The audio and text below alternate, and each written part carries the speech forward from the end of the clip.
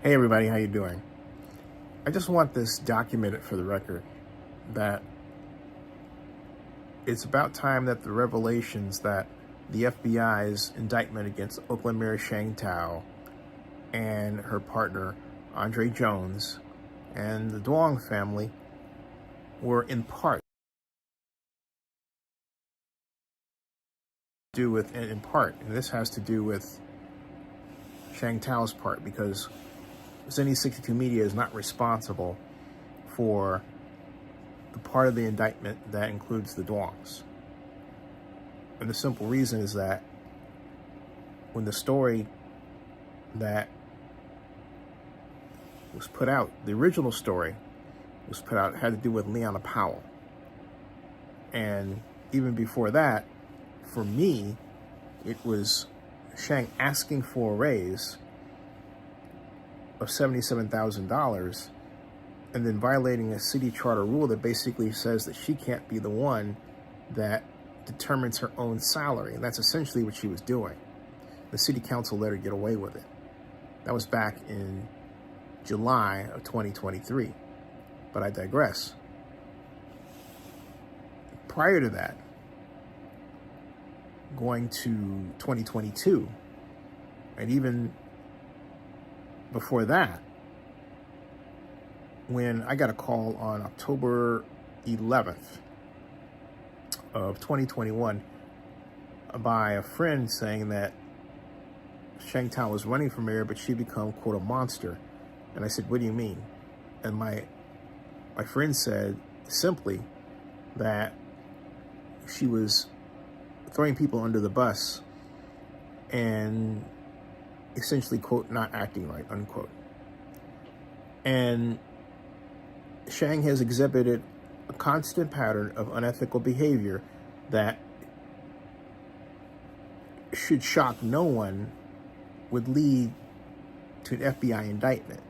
But long before this matter was brought up by Rena Webb to the mainstream media last year, or even Samari Johnson, who was actually the maker of the racist placards, who was never paid by Mario Juarez $53,000 he was owed, brought his story to me long before even that. And at the time when Leanna Powell had quit working for Sheng Thao because she didn't want to be forced to work. Well, she didn't quit, she was fired. She didn't want to be forced to work on the mayor's campaign and then be her staffer at the same time in the office without the appropriate compensation, and was literally bullied into a job that she really, by perspective of her own schedule and obligations and family obligations, didn't have the bandwidth to effectively do. It is against the law to force a person to do what the mayor's office forced Leanna Powell to do, or tried to force her to do. That is against the law. And so, against Oakland City Charter law. It's against Oakland. It's also against California public political laws pointing to the Fair Political Practices Act. So, but that didn't matter to Sheng. What mattered to her was you were in dying loyalty to her, to the point where you would take actions that were against charter and against your own best judgment. For example, in my case, Sheng brought to me a desire to meet with me via Zoom to learn about enhanced infrastructure financing district legislation and tax increment financing. We agreed to do that meeting February 2nd of 2022. We met online, but she requested that no one know about the meeting, then gave me homework that involved executing a complex set of calculations, estimates, and projections, but didn't want to pay me for it. And I said, this is the kind of thing I normally get paid for. She refused. And then she and Brandon Harmony, her aide, who normally would schedule conversations, interviews with me and Sheng, or Sheng and I, just would simply, what's the term today? Ghost me, ignore me, not answer my phone calls. And they began a behavior against me that I, by physical action, that I considered adversarial. And so I thought, fine, if you are going to ignore my request for an interview and then go out on the campaign trail and talk about enhanced infrastructure financing district legislation and tax increment financing, and not mention that it was me who you got the information instructions from about it, because you want, and that you asked for a secret meeting, which I have proof that you did by a text message, then I am going to blast that truth to the public. And that's exactly what I started doing. And that happened just before the Leona Powell situation hit. That was 2022. Because remember, she met with me February 2nd of 2022. And the call that I got happened October 11th of the year before that, regarding how Sheng had changed and had become a monster and throwing people under the bus. So then the Leona Powell story quite literally was dropped in my lap, with Powell contacting me, coming on the show, and explaining in excruciating detail her experience working for Sheng Thao. Then the Oakland side, in the form of Darwin Bond Graham, who's their writer, one of their writers, attacked me essentially by wanting to know, well, if I was paid to interview Leona Powell. The answer was no.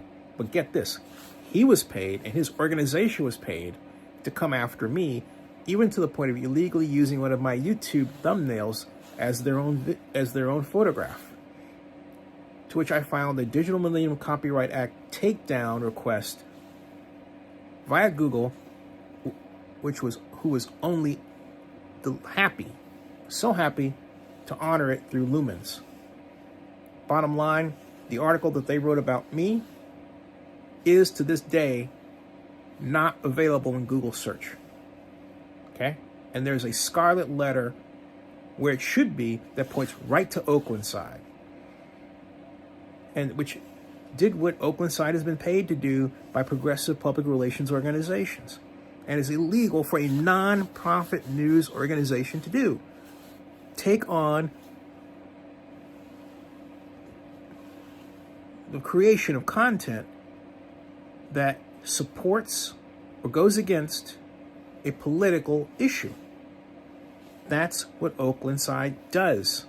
It is against the law. I'm the only person that I know of who has actually filed a formal complaint against them with the Internal Revenue Service. That's wrong.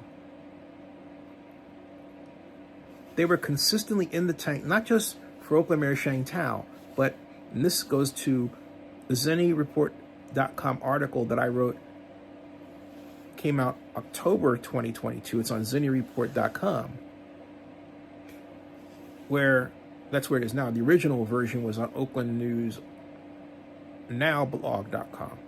But the story is of how 5 council members, Dan Cow, Trevor Reed, District 1, Trevor Reed, District 7, Lauren Taylor, District 6, Cal Fife, District 3, and one other council member in attendance, Nikki Fortunato Bass of District 2, also the Oakland City Council President, now Alameda County Board of Supervisors member, attended a fundraiser, a special fundraiser for Oakland side, specifically produced by my friend John Bliss because Oakland side was running out of money.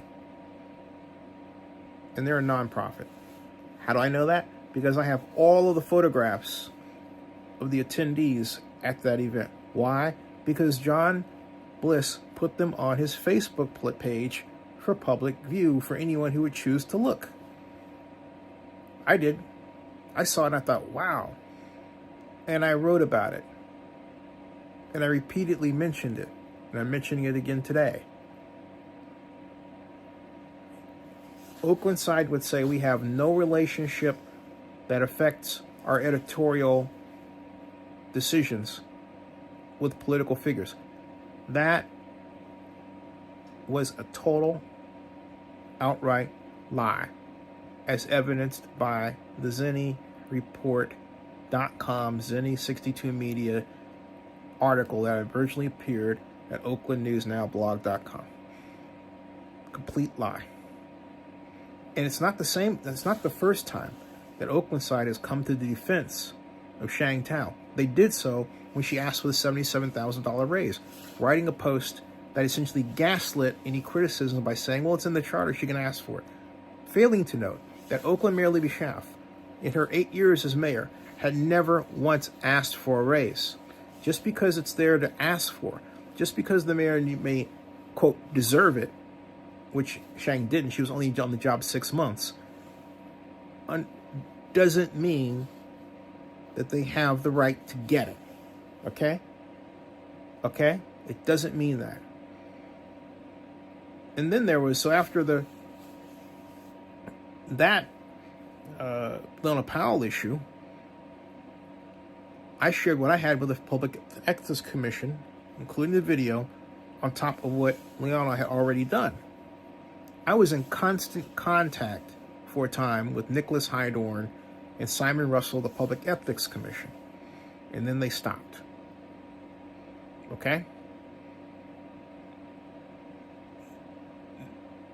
But I'm putting this out there in particular also because these Redditors, as they call themselves, people on Reddit who represent our Oakland area, love to keep me out of their conversation, or try to. No, you all are awful, cretin, terrible people who contributed mightily to the corruption that has gone on in Oakland under Oakland Mayor, now former Oakland Mayor, recalled Oakland Mayor Sheng Thao. You ought to be ashamed of yourselves, collectively. Some of you are with the publication I just mentioned. All right? You actually think you're doing the city of Oakland a disservice? Nope. The score says otherwise. It says you've hurt Oakland.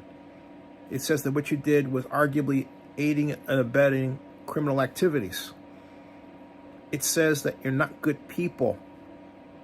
It says that you try to come up with reasons to hurt people you have decided are going to be your enemies, rather than try to partner with them. As, for example, I tried to partner with the Oakland side very recently, just as a way of, getting over it all, okay?